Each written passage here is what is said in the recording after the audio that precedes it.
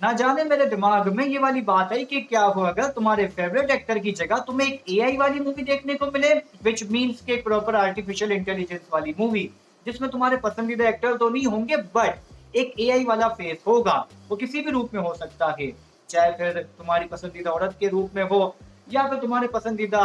आदमी के रूप में हो, वो किसी भी रूप में हो सकता है। तो सवाल ये पैदा होता है, क्या तुम ये फ्यूचर में देखना चाहोगे जहाँ पे देखो मेरी ये सारी बातें इस मॉडर्न दुनिया की टेक्नोलॉजी की बदौलत अब बहुत जल्द पूरी होते हुए दिखाई दे भी रही है, जिसकी बेस्ट एग्जांपल आती है 2024 की ही मूवी फिरियोसा, जिसके अंदर अलाइला ब्राउनी चाइल्ड फिरियोसा का कैरेक्टर प्ले कर रही है। आई नो ये बातें सुनने में काफी ज्यादा सिंपल सी है, लेकिन जो दूसरी बात कहने लगा हूँ ना, वो काफी ज्यादा तुम बोलोगे इंटरेस्टिंग है, क्योंकि मेकर्स ने यहाँ किया क्या कि लाइला ब्राउनी के फेस पर आनिया टेलर का एआई फेस कंपोज कर दिया। पहले तो ये 30 या 35% हुआ, बट आगे चल के ये 80% तक जा पहुंचा। बेसिकली मेकर्स की यहाँ पे स्ट्रेटेजी सिंपल तौर पे ये थी कि तुम मूवी में देखते हो ना कि ऋतिक रोशन का बचपन कोई और एक्टर प्ले करता है एंड आगे चल के ऋतिक रोशन प्रॉपर फॉर्म में आ जाते हैं, लेकिन हकीकत में भी तो ऐसा ही होता है ना कि 12 या 13 साल की तुम्हारी एज है एंड देन जब तुम 30 साल की एज में आ गए तो ऐसा नहीं हुआ कि 30 साल की एज में आते आते तुम्हारा रूप ही चेंज हो गया। थोड़ी बहुत चेंजिंग आती है एज डिफरेंस की वजह से,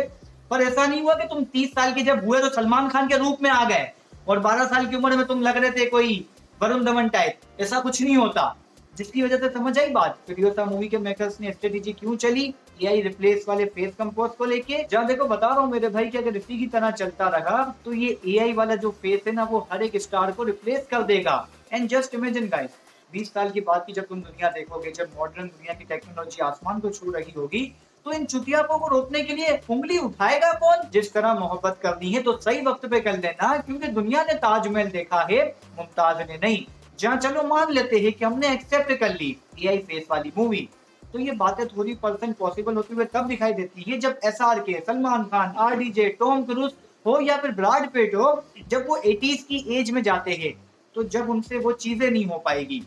तो उनकी जगह एआई फेस अगर रिप्लेस होता है, कोई और एक्टर उनका एआई फेस लेकर अपना चेहरा लाता है, तो भाई थोड़ी बहुत ये बातें मुझे लग रहा है तब हम बर्दाश्त कर लेंगे, क्योंकि भाई वक्त वो वाहिद करेंसी है जिसे आप चाह कर भी वापस नहीं कर सकते, जो कि यार काफी ज्यादा सैड बात है।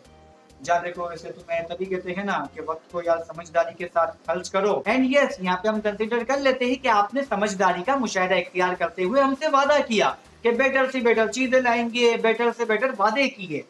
पर भैया मेरा आपसे एक सवाल है, मैं हाँ आपसे क्वेश्चन कर रहा हूँ कि आप वो इमोशन कहाँ से लाओगे? और क्या हो अगर आपको डेवलप ही ऐसा किया जाए जिसमें आपकी पसंद हो या फिर नापसंद बातें हो, उन बातों की परवाह किए बगैर बस आपको डेवलप ही किया जा रहा है। आप क्या पहनना चाहती हो या फिर आप क्या पहनना चाहते हो उसके बारे में अगर उसको पता ही नहीं है,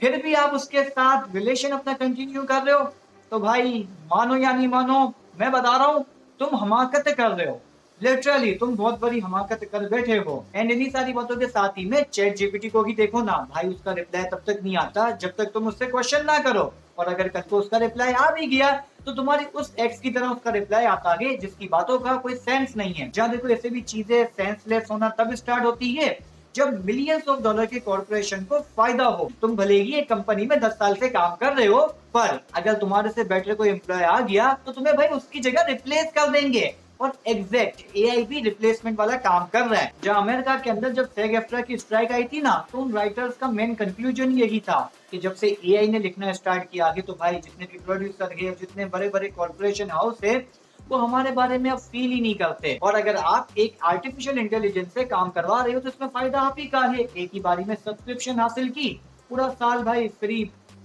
फ्री काम हो रहा है ना।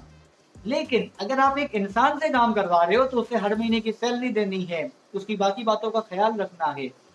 तो ये चीजें जब आप सोच लेते हो तो फिर आपको लगता है कि यार एआई ही ज्यादा बेहतर है, इसी से काम करवा लेते हैं। एंड बाय द वे, अगर तुम ओवरसीज में अपनी आंखें टिकाए बैठे हो तो तुमने देखा ही होगा कि बड़े बड़े देशों में छोटी छोटी अब बातें नहीं होने लगी, काफी तरह बड़ी बातें होने लगी है, जहाँ पे हम ये देखते हैं कि खाना सर्व करने भी अब एक रोबोट आता है, एक सा रोबोट आता है जो कि तुम्हारे सामने खाना परोसता है।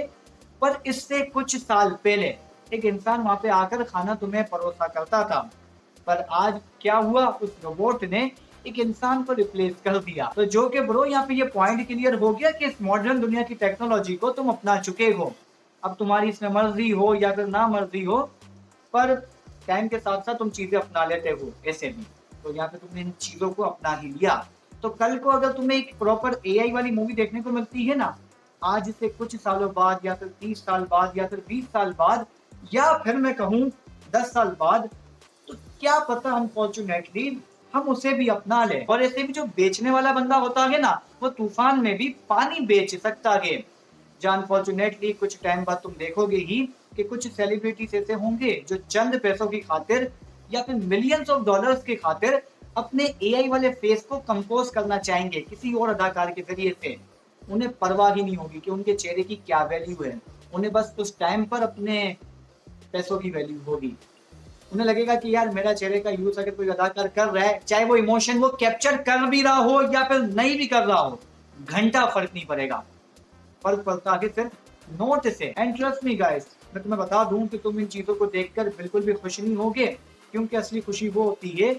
जो तुम्हें अंदर से चीख चीख कर बोलती है कि तुम अब भी जिंदा हो।